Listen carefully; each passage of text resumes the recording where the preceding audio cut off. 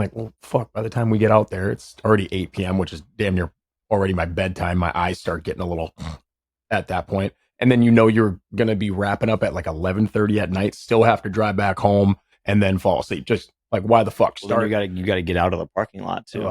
That takes about 45 minutes. That it does. Yeah. Any parking lot you're in. And then you're already fucking tired. Everyone's a little ornery, and just, yeah. You just want to fucking get back. I don't know. I got so many different views on that. Just fucking started an hour and a half earlier. Yeah. It'd be way better. Yeah. Way better. This is our petition to the NBA. Adam Silver, you start your games earlier, damn it. Fucking figure it out, dude. You stop starting your games at 8:30 and 9 p.m. We're trying to go to bed. This is ridiculous. Yeah. Mm-hmm. For us elder folk now in our 30s. That's what I say. Figure it out. Mm-hmm. Yeah. Figure it out. Adam Silver, what are you doing? Also, why the fuck did you not suspend Jamal Murray? That was solely just a ratings gap. Grab. It really was. Well, the thing is, I think it was. I think, yes. It was. You're right. In some cases, his ass should have been out. $100,000 fine for Jamal Murray. That's like $10. I think too, what they are somewhat cautious of it. So it's yes, it is for ratings, but it also is for like it's the playoffs, and they don't want to like drastically hinder one team. Because that could be seen as very like, you know what I mean? And it's not just one team, it's the defending champions. And I also get that point where, okay, so you're already down. And especially given the circumstances, they're already down 2-0 to us. Yeah. And taking a commanding potential at that point 3-0 lead if they know, okay, well, without Jamal Murray, likelihood that the Nuggets pull that off in game 3 as much. And because look at what he fucking did too. Jamal was slicing us up. If you're unfamiliar, we're rehashing the events of the other night with the Timberwolves game. Yeah. Where Jamal Murray, so in game 2, Jamal Murray was very frustrated, and he threw a heat pack on the court. Mm-hmm. During live play. During live play, which if you didn't know anything about basketball, you can't do that. That is against the rules. And it could, like let's say someone falls on it and hurts on themselves. I mean, that's pretty dangerous. So they just fined him. It did not do any sort of suspension. Which I mean, again, in the playoffs, I think they're far less likely to suspend any players because of that impetus of like, if you suspend someone like that's.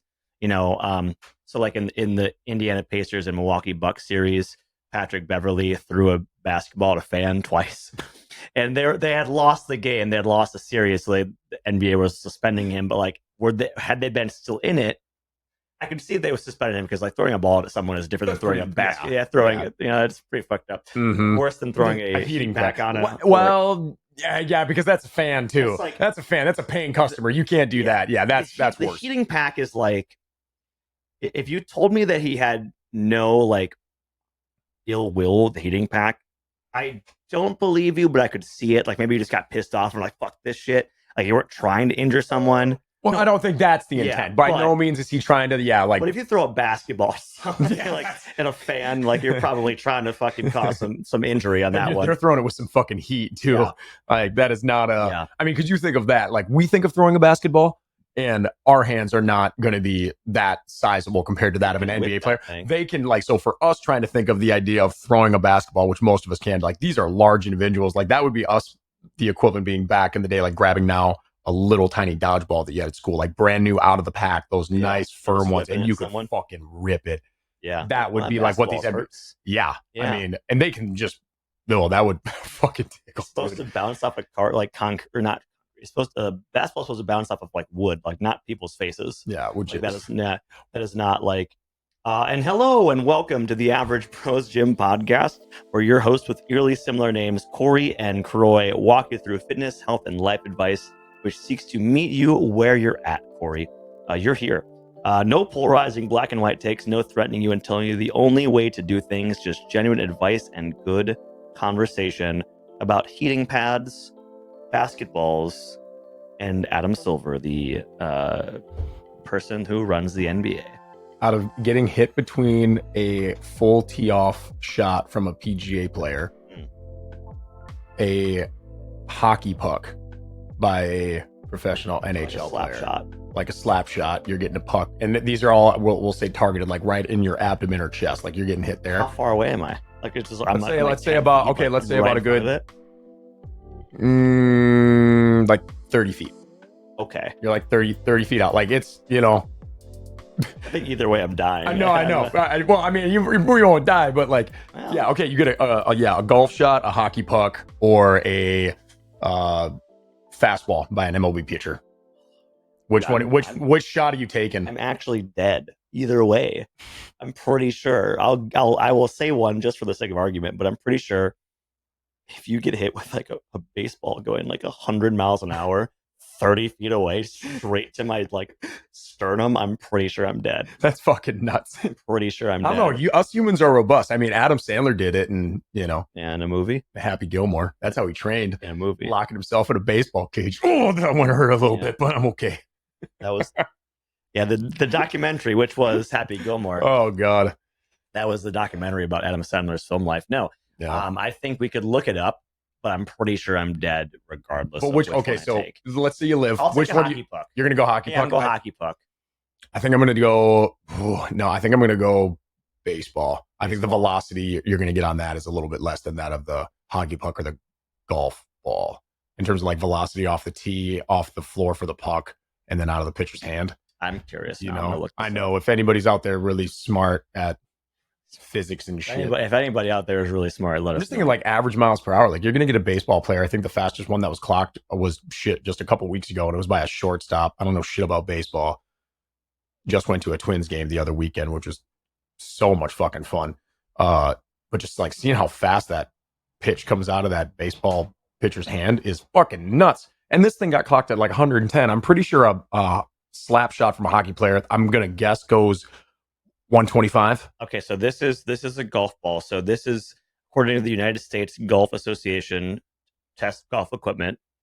It says using a standard of approximately 109 miles per hour clubhead speed, it finds that approved golf balls leave the face of the driver at about 180 miles per hour on average. Jesus. Yeah, that's killing me. I'm dying. Holy, and especially just like how dense that thing is too, and like small of a projectile. Wow. Okay, we're looking at puck off a slap shot now. An average player might have a wrist shot ranging from 40 to 70 miles an hour, and a slap shot between 60 to 80 miles an hour. Dang. So that's much slower, but at the same time, I mean, that's still a dense. That's interesting. I thought the hockey puck shot would be faster than that of a baseball pitch. I thought the baseball pitch was going to be slower. That's interesting. Also, for the hockey, you also have to measure friction. Where it's like coming off the ice and because you I mean there is that moment of like lift off essentially versus like I feel like the golf ball's already in the air maybe. Well, and then it may be on like a fastball, like it's already coming down. Like everyone talks about like the rising fastball, but I'm pretty sure they debunked that. Like that's not an actual thing where the ball will actually elevate due to the release point. It's always going to be higher. The ball is going to come down versus like a softball pitch. You can actually get a rising fastball. But yeah, that's interesting if you're thinking coming off of the floor from a puck and it has to rise and then the airflow maybe dragging it down. There might be something to that. There probably is. Anyways. I mean, they have to do, like a bullet drop, I'm assuming in rifle range. Here is your very brief physics lesson from the Average Bros Gym podcast. Sounded pretty average. Yeah, that was pretty average. That was very in-depth. We didn't even talk about launch angle. No. God, wow. Force vectors? Oh, no. The coefficient of friction. Anyways. So how's everything going, Corey? It's been a week. Yes. It is now May. We're recording this on May 12th, which is Mother's Day. Mother's Day. So happy Mother's Day to all the mothers. Yes, to everybody who listens. Happy Mother's Day to all of y'all. Hopefully you're spending it in a positive way, regardless of your situation. I know Mother's Day can be definitely hard for some people, especially, depending on your relationship with your mother, but definitely wishing us all happy Mother's Day in any capacity. Yes. Whatever maternal fingers. Whatever maternal fingers you've got in your life, hopefully you are celebrating with them today in some capacity. So and here we go. And I had breakfast with my family earlier this I love that. This morning. My brother is in residency at the Mayo Clinic in Rochester. He was able to come up and say hi. He's in family medicine. Because for a long time I didn't know what to say when people would ask me that. I'm like, I'm pretty sure I'd have no idea. He's in healthcare. I knew at one point he was doing a rotation for like gallbladder surgery or like so I was like, well, he's doing that. but that was like also several months ago. So yes, in family medicine. Oh, so he was able to come up and say hi to my. We had some breakfast. That was really nice. So it was good to spend time with them. So how about you, Corey? Yeah. No, Mother's Day this morning. It was. I really enjoyed it. I coached this morning at Powerhouse, and Mother's Day. I was kind of actually anticipating that the classes were going to be much larger in terms of size. Yeah.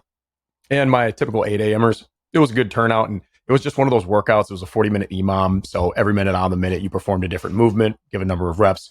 Really easy to follow along. And today, being that it was like Sunday, typically more of like an active recovery today. So just like I prefaced it at the board, like it's just a good move days, guys. Like we had some rowing, we had a little bit of rope climbs, which were fun. Just people can practice a new skill, something that really challenges a lot of people. You had some double kettlebell front rack carries. So just load up 2 big old kettlebells right up on the chest and a front rack. So just right in front of your chest and, walk down 100 feet. So some odd object carry and then some midline like V-ups. And then you had 1 minute worth of that was also rest. So just one of those fun workouts where you're able to go around the room, chat.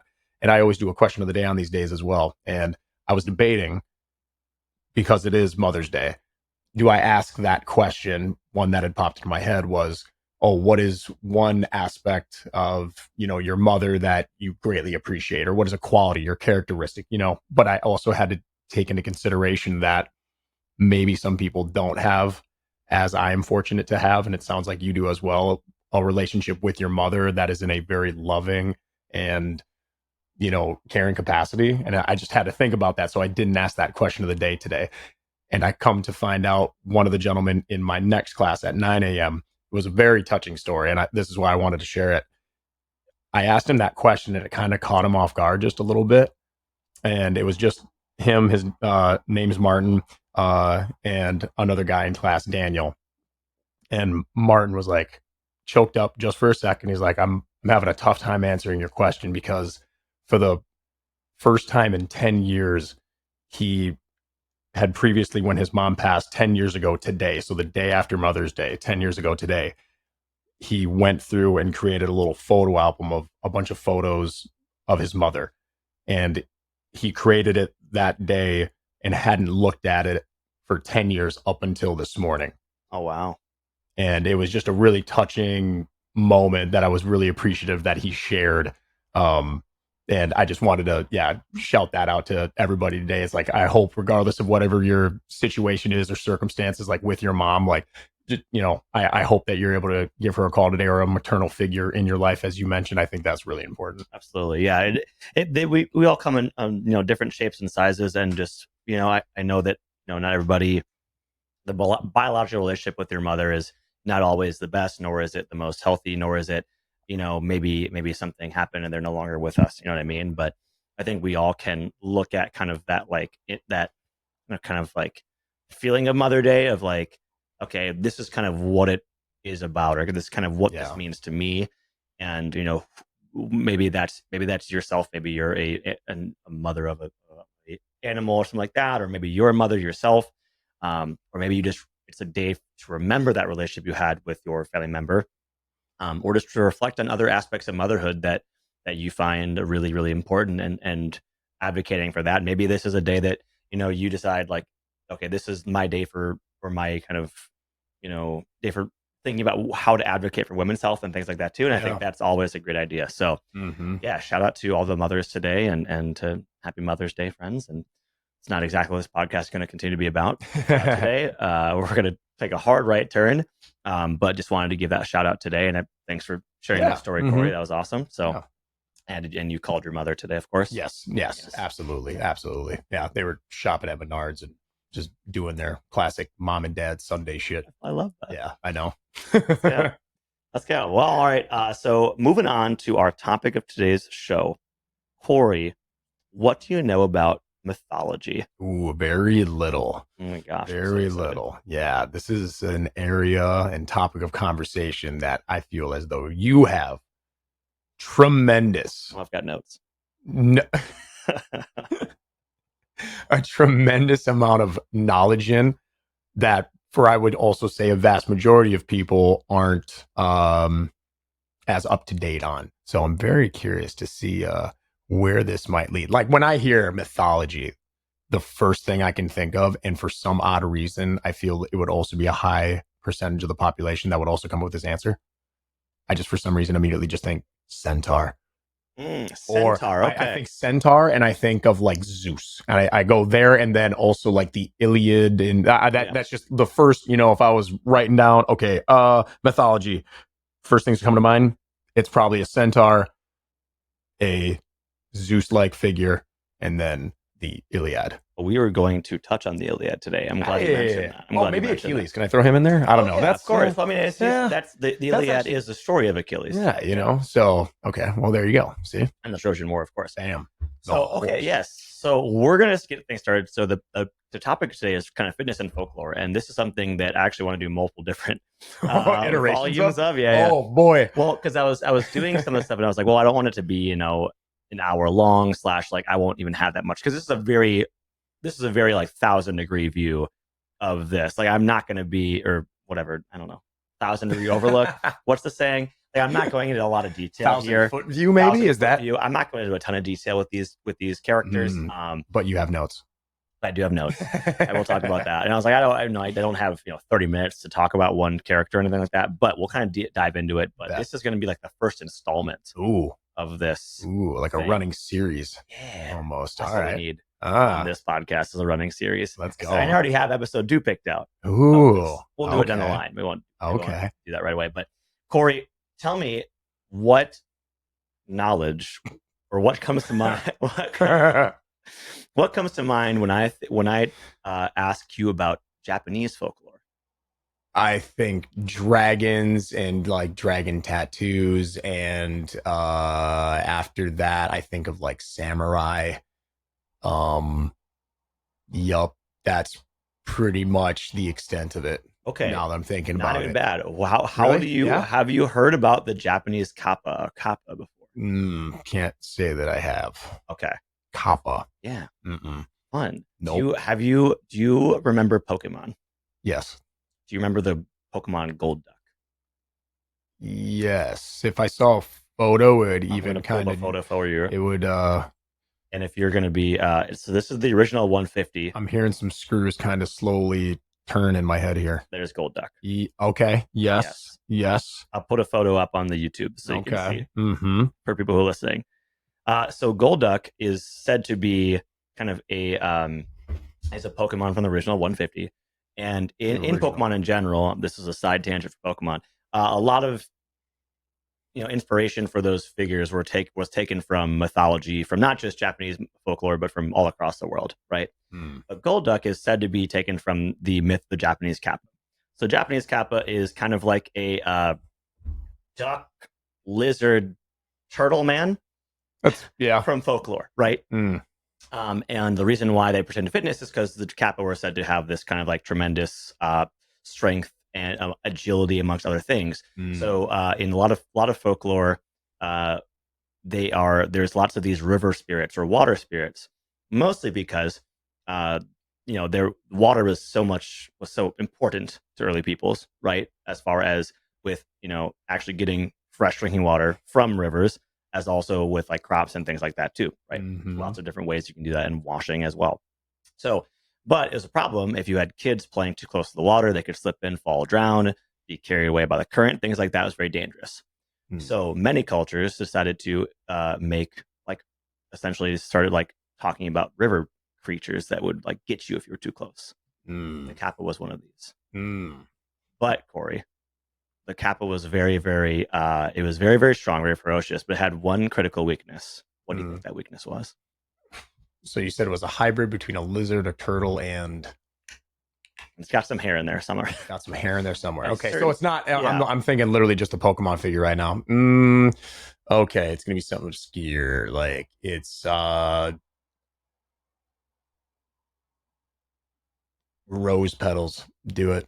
That's it. For sure, rose petals. It does really love cucumbers. Damn it. All right. So I was either going to go between something. I feel like I'm just like spring is in the air right now, and I'm either just thinking flowers, but okay. All right, we're going. So cucumbers were definitely something that they really did enjoy. So you could distract the Kappa with cucumbers. Really, with cucumbers. Absolutely. It's like, see, like it's those weird connections that I'm like, okay, all right. Like, so like vampires don't like garlic. Why?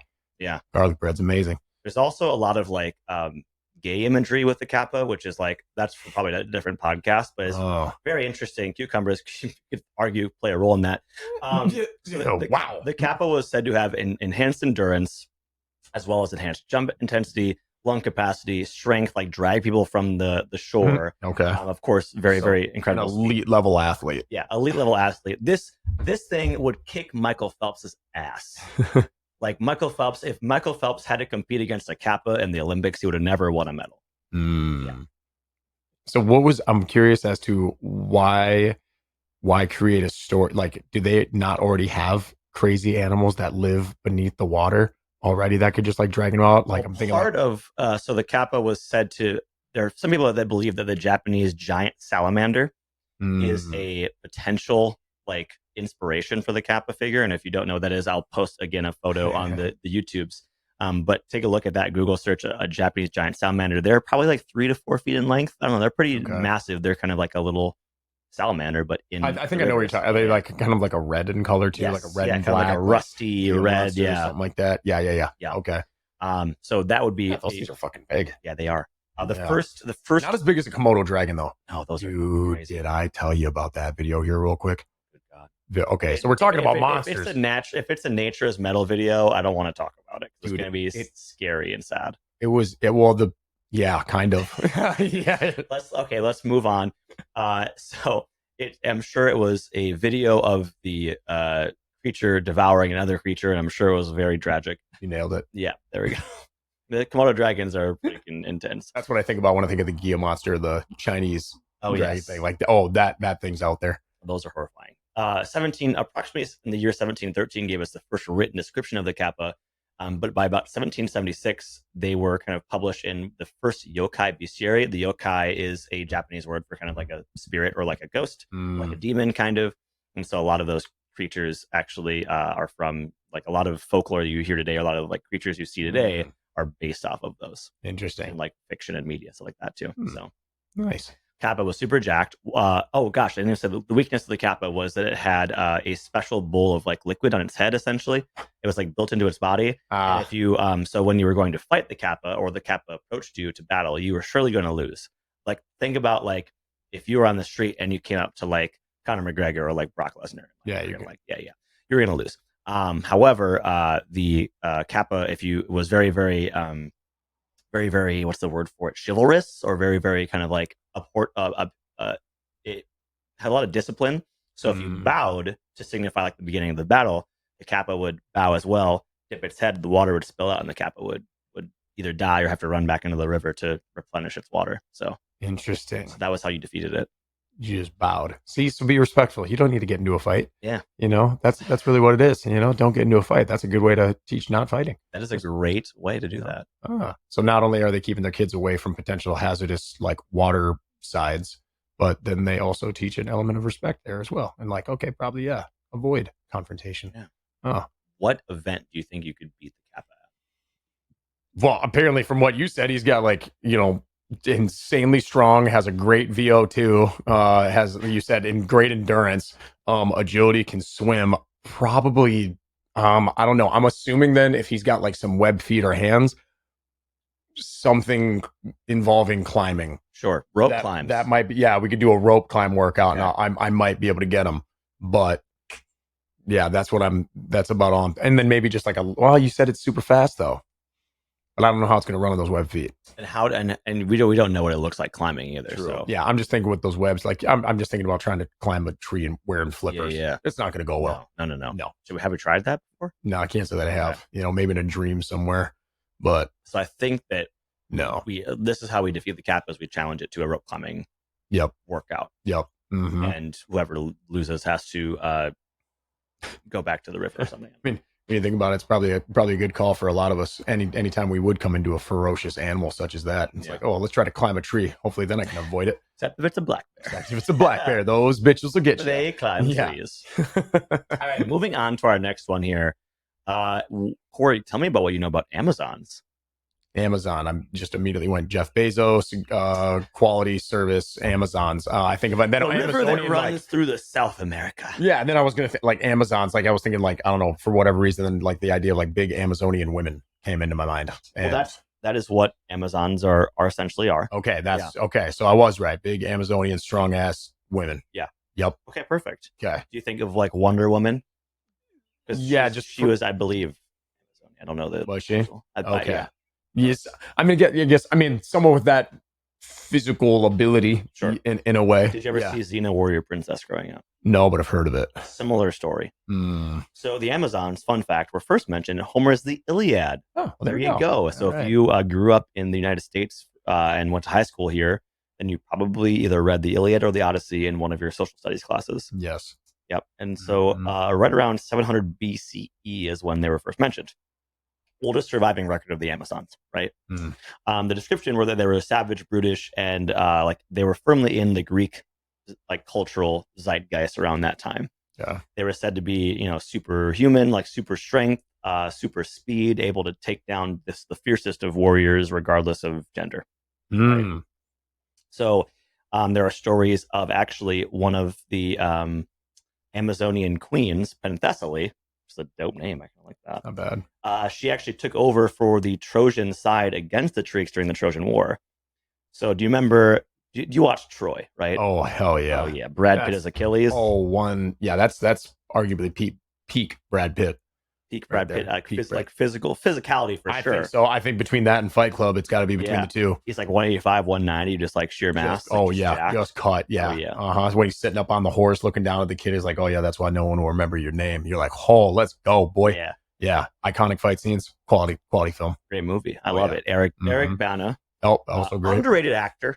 Agreed. He's a little bit more of an action guy, I think. So these Amazonians, like, how would they fare in Spartan warfare? Because that's also right around the same time frame. Well, I'm glad you asked. So you think of you think of that era, the Spartans being the epitome of warrior class. Like, at least I think so. When I think of I could be entirely wrong in this. Doing against the Amazonian. I don't know if Sparta was necessarily. I think the Trojan War happened before Sparta was super big on the map. Oh, okay. Or after. Oh God, I'm making a fool of myself. Someone's be like, God, Crow, you're so dumb.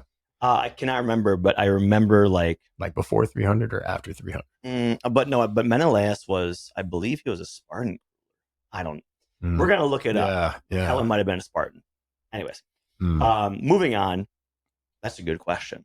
So Penthesilea, when Hector, played by Eric Bana in the movie Troy, was killed by Achilles, right?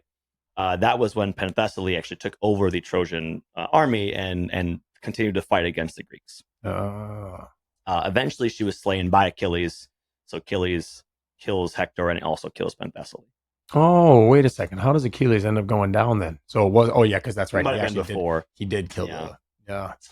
So for a long time, like Amazons are like really popular in culture, right? So it's like you have Wonder Woman, you've got like Xena, you've got other kind of cultural references to Amazons. Even like Futurama did an episode with like Amazon women, like a planet, like Amazon planet, women planet. And so you have this idea of this like very strong, very muscular, and then like there are some really odd stories about Amazons. Like one of the stories that is fictional that was raised was like that they cut off their breasts to be better, so they were better able to aim an arrow with a bow, which I think is odd. Interesting. I mean, apparently, if they busty, I guess that could maybe have. That was like a story. Oddly enough, in the 1940s, archaeologists actually did uncover ancient burial mounds from around like the 5th century BC. So it would have been like a couple hundred years after the events of the Iliad. And all these about a third of these ancient burials were found with female bones, and they were all with like warrior weapons in the burial mounds. Some badass bitches. And so people think like because there was this culture that was northeast of Greece at the time that were kind of more of like a ranging culture. I forget exactly what their name was, but because that they were like often a ranging culture and like it was harder to survive in those steppes area north of Greece, that like if men were off like hunting, then like the women also needed to be ready for if they were attacked or something like that. So they were also all warriors. And so this whole entire culture was kind of very like taught self-defense and taught like physical fitness and things like that because they had to defend themselves. So, interesting. Okay, so then I kind of think of the almost, I guess how you see that depicted in like Game of Thrones or Vikings too. Like the women also are like the shield maidens. Yeah. Just as badass as, you know, the fellas out there, you know, as well. Like just being able to, have that self-defense capability. But in this instance, like with the Amazonians, like they're even like a tier of warriors, just like themselves, like the Valkyrie or some shit. You know? Trained and you trained high above. You know, like average. It's interesting because Athens, and this is a side note, Athens, although kind of said as like, oh, it's the birthplace of democracy, ancient Athens was actually very, very, very sexist. And it was actually Sparta who, they were slave owners as well, but Sparta was the one that was actually elevating women more so to like a higher social structure. So interesting fact, everybody thinks Athens was super cool, and it wasn't. It wasn't that cool. How do you think they would do against the top UFC contenders now? Amazons? Yeah. You know, they'd probably be phenomenal fighters. They're already in there right now. You know, Amanda Nunez. There you go. Bam. Yep. Turn on UFC. All right. We're going to take a quick break. I'm going to play a drum beat and then we'll come back.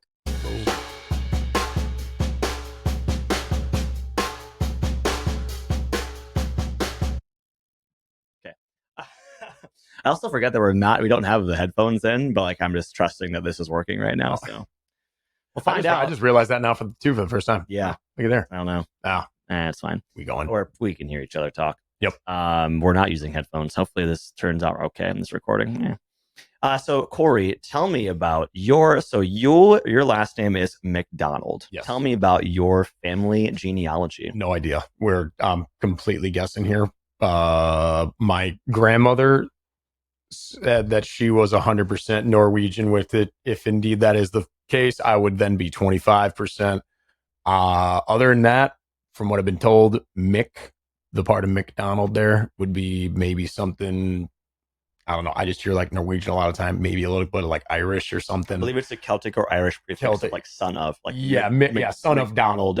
Yep. And so whatever percent is in there, but I've never actually got like a assessment done. I never sent in the swab of saliva or did like a DNA test, a 23andMe. I've never done that. So I'm just assuming I'm just a big old mutt at this point, which I would imagine most people are, but I think that's more of what my heritage aligns with. I would assume maybe Norwegian, maybe some Irish in there, and whatever else Mick, son of Donald.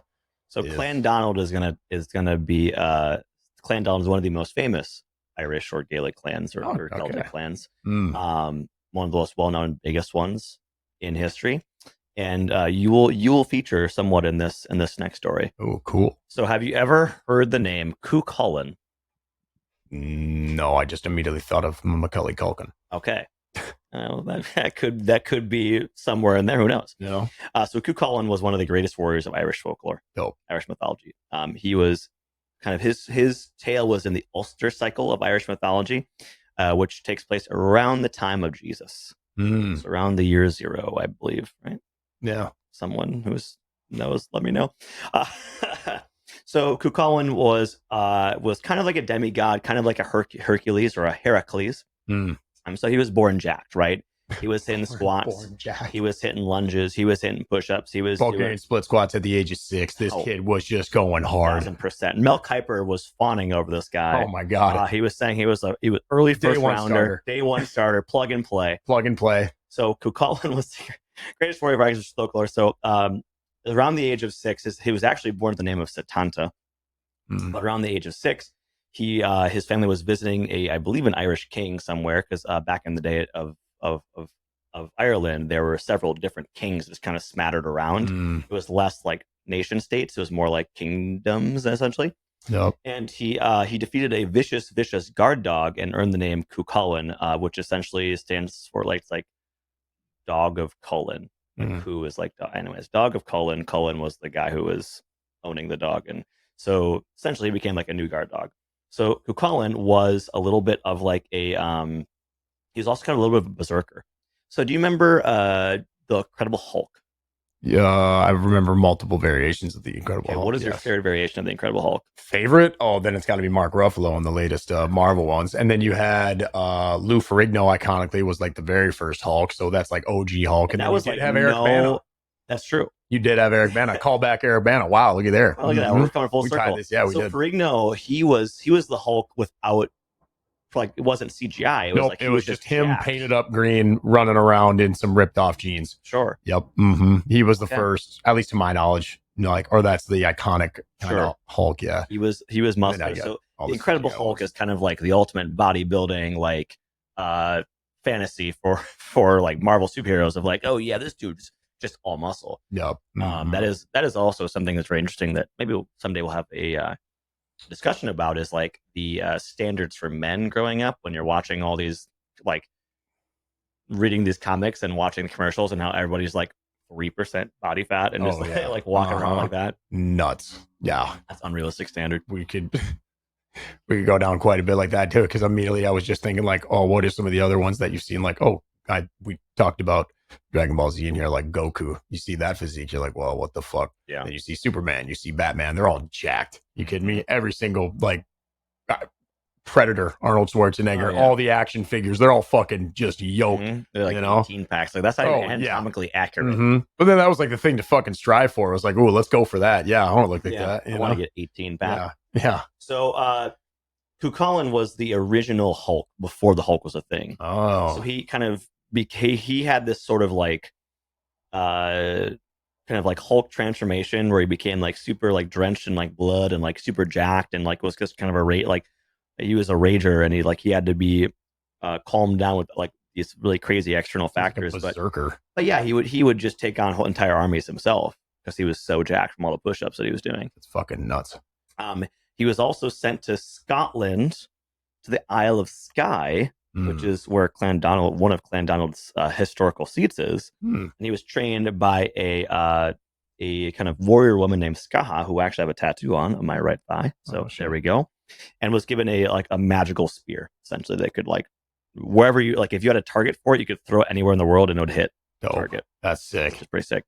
He ends up like killing his friend that way, which is fucked up. But like Irish mythology was very tragic in that sense. He changed. So the form that he changed into in battle was like 9 feet tall. His eyes kind of like rolled back in his socket, and he like became like a haze of blood around him. Did you ever play? There was like a video, Rampage? Not Rampage. It was like that zombie one, like Lost for Dead. Did you ever play that one? It was like those big ass berserkers. That's what I'm fucking thinking of. Like, why when you said that did I think Need for Speed? Oh yeah, Lost for Dead, Need for Speed, obviously. Maybe there is some to this. You're talking all about the Scotland, Iceland, Norwegian. Like you think of like where they just had the World's Strongest Man competition. Yeah, a lot of the World's Strongest Man are like top tier elite competitors, and a lot of the iconic strongmen of all time are all from that fucking area.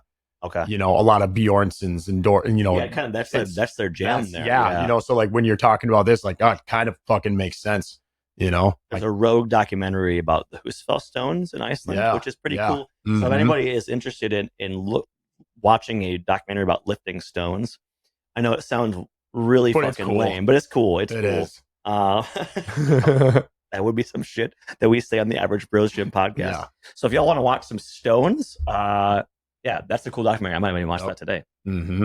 So Chulainn, anyways, this great Irish warrior, super jacked, becomes even more jacked in his Incredible Hulk form. So he is a pinnacle of fitness in early Ireland. And he, at one point, when he's 17 years old, fends off an entire army himself. Damn. It was a battle that was fought over cows, because back in the day, the livestock was very, very, very important. Still is. Protein, even more so. And the rest of the army was racked by essentially period cramps. So for period pains.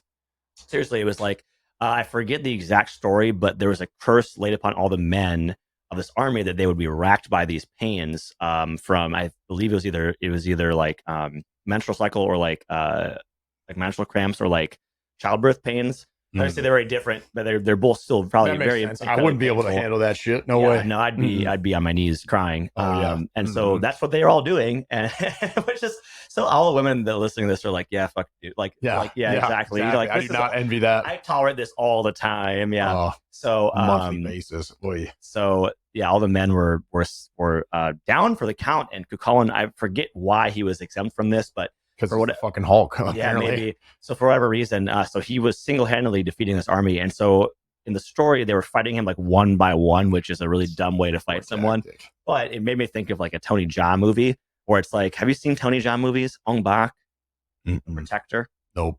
Oh yeah, Tony Jaa. So if anybody knows, like, he's like a martial artist, right? And he like all these movies where it's like I mean, and this could be anybody. It could be Bruce Lee. It could be, even up to like Keanu Reeves in what's it called, John Wick, where it's like, in all action movies, it's like the bad guys never circle at the same time. Oh yeah, because that's not cinematic. They all come one by one, so you can do some dope moves, and keep going. And I imagine this is the start of all of that. This is king of the court. And then he's just like, nah, ain't none of y'all beating me. He's just hitting them all off the platform. So that's Chulainn.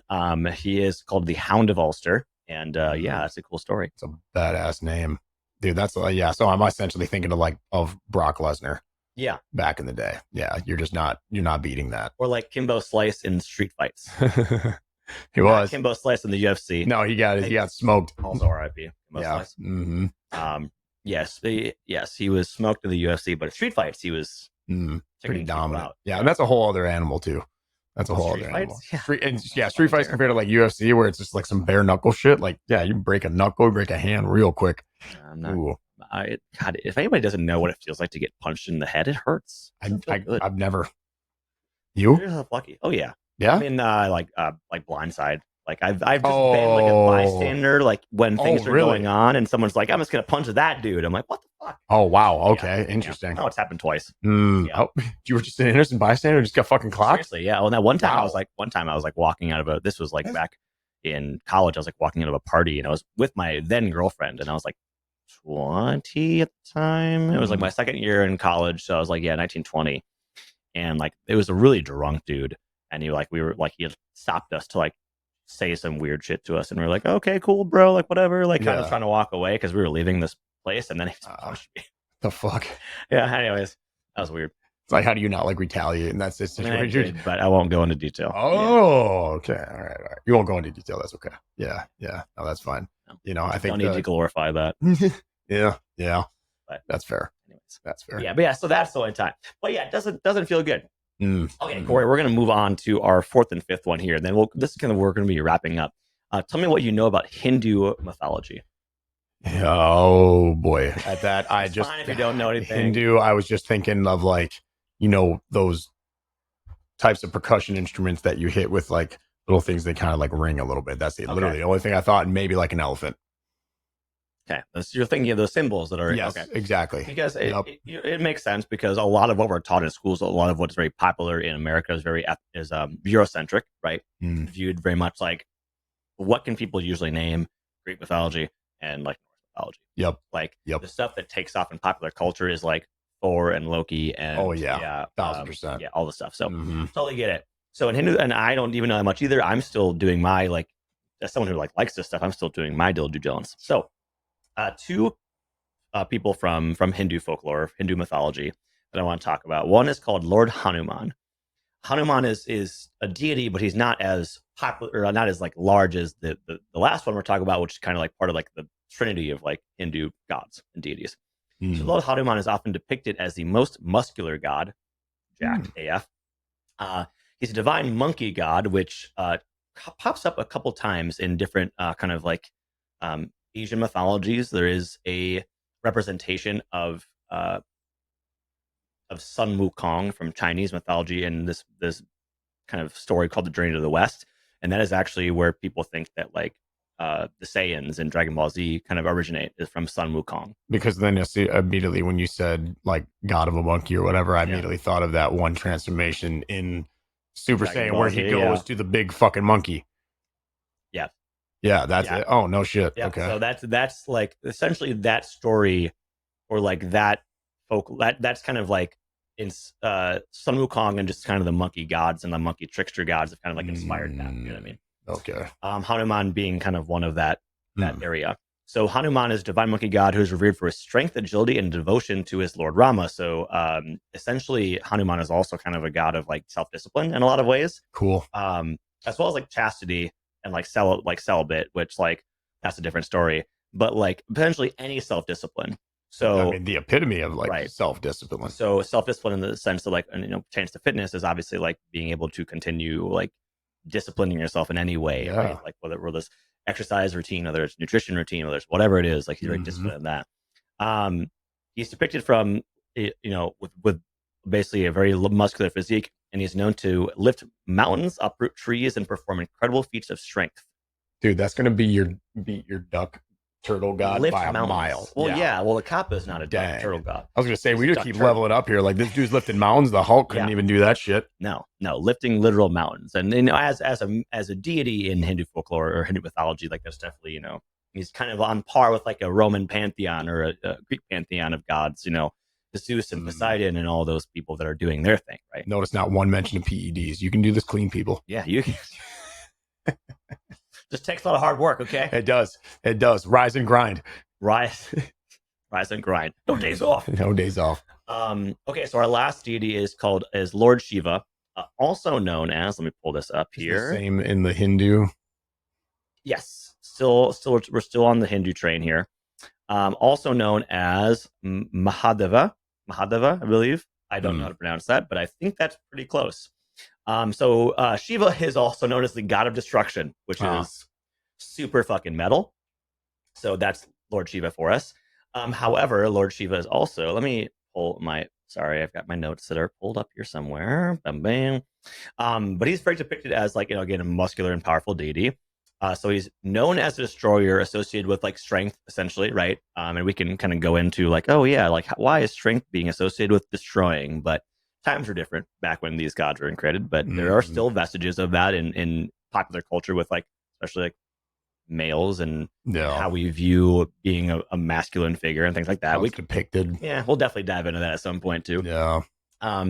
But he's actually usually sometimes shown performing Tandava, which is a vigorous and energetic dance form that is said to represent the cycle of creation and destruction in the universe.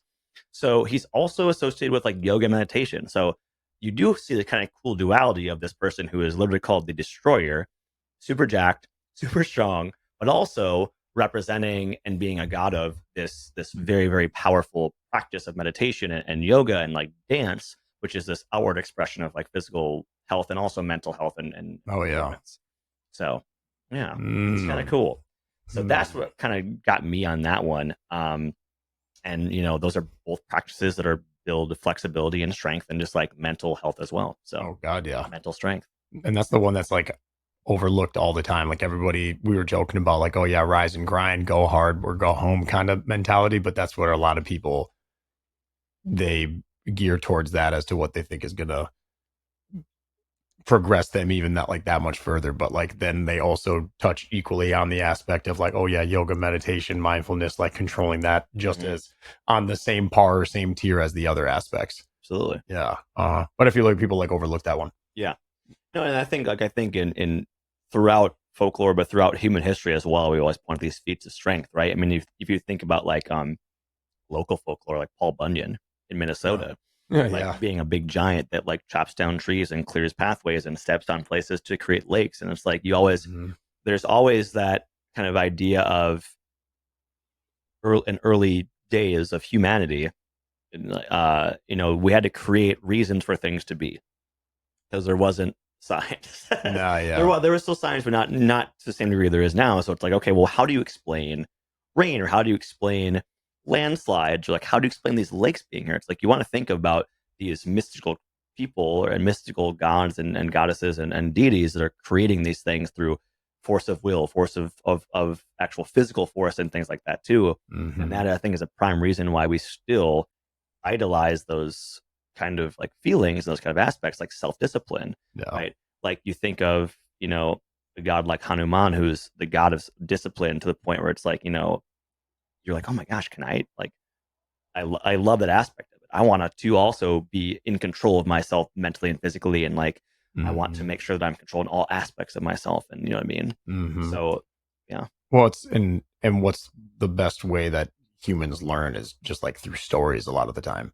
You know, like we always idolize like great storytellers and poets, and we idolize it like within music. You know, you think of the lyrics in some of your favorite artists, like songs, like we love the poetry behind it. And again, like the story. So it's naturally that we would like gravitate to them. And then the figures within those stories oftentimes have those qualities or characteristics, like you mentioned, that we always want to kind of like strive for, like the discipline and the strength. And we want to see ourselves in that type of character as well.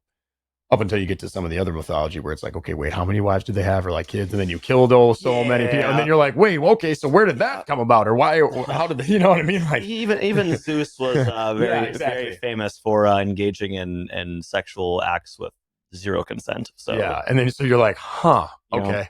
Wait a second, because and then a lot of other ones we want to just like selective, exactly, like, oh, I want all those things, and then you're like, oh, wait a second, there's like this whole other like dark side of this like chapter or this book that we don't necessarily like to, I don't know, shine the light on. Well, that goes into kind of like the idea of like, okay, cool, what did these ancient storytellers like place, importance on? Yeah, because like as far as people that now we live in, I mean, what am I call it, 2024. Flying by. What year do we live in? We only know history because of what people chose to tell or people chose to write down. And that's a big kind of like, I mean, that's why history is the way it is. But at the same time, it also is like, well, what are we missing? What was the reality of it? And like, you do have again, like the Amazonian thing of like, oh, they cut off their breasts. Like, no, they fucking didn't. But it's like, that's what people created these stories to explain things as well. Like, oh yes, these mythical figures and make them larger than life. And really they existed. And the facts of them existing are so practical and so cool. It's like, yeah, well, fucking of course they did. But I think you also run into like people like, we want to sensationalize everything as well. Wait, so you think like Zeus was a real figure? No, I don't. I think that you have these, ancient peoples that, again, they have very real, very scary things happening to them. Yeah, like a flood ripped through, and they're like, why the fuck did that happen? And they just try to...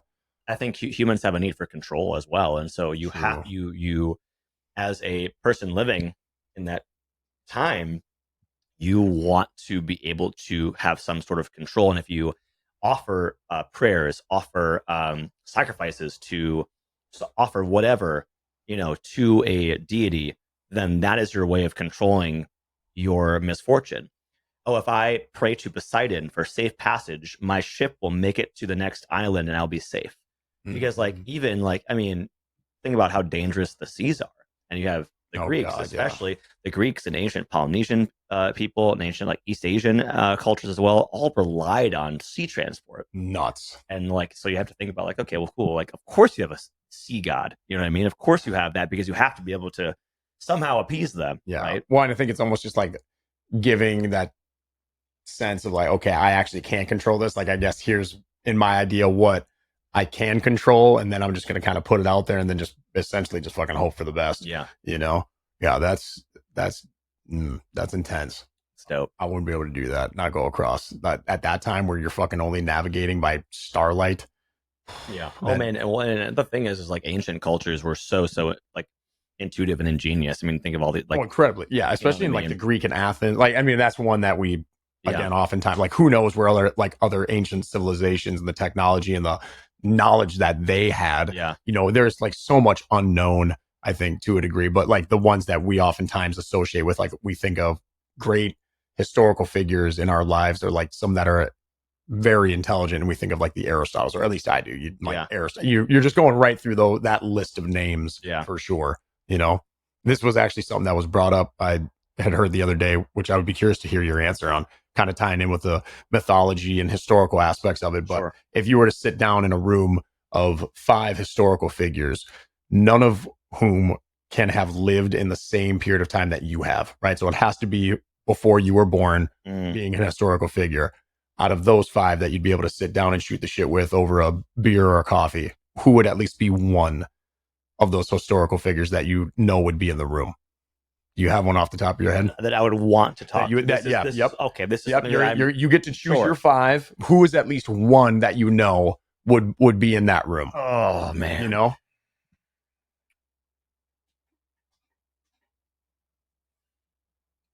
It's a tough question. It is. Oh, yeah, it is. But I was curious what you would say to it.